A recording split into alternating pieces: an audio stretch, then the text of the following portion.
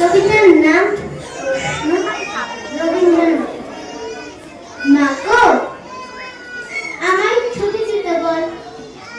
সকাল থেকে পড়েছি ছেলেরা, এখন আমি তোমার ঘরে বসে করবো শুধু পড়াশোনা খেলা।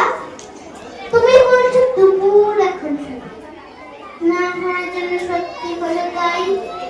একদিন কি দুপুর বেলা হলে বিকেল হলো মনে করতে নাই। আমি তো বেশ ভাবতে পারি মনে সূর্য তোমাকে ছেড়েছে। বাগদিগুলি চুপি করে নিয়ে শাক তুলেছে পুকুর ধারে এসে। মাথা করে মাদার গাছের তলা কালি হয়ে লেগে ঢিকির জল।